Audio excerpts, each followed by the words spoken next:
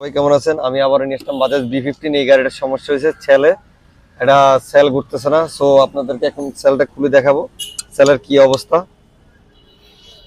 আপনারা একটু ধৈর্য ধরে আমাদের ভিডিওগুলো দেখুন। আর মোটরসাইকেলের যত সমস্যা আছে সবগুলাই আমরা সমাধান করার জন্য চেষ্টা করি, সবগুলোই আমরা সমাধান করি। সো আপনাদের যারা বাইক রাইড শেয়ার করেন তাদের বাইকের যদি কোনো সমস্যা থাকে আপনারা আমাদের সাথে যোগাযোগ করতে পারবেন। আমাদের চ্যানেলে অনেক ভিডিও আছে, ভিডিও দেওয়া আছে, চাইলে আপনারা এগুলা দেখতে পারবেন।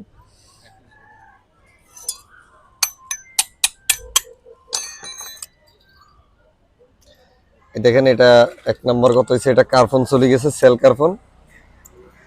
এটা সেল কার্বন হবে না।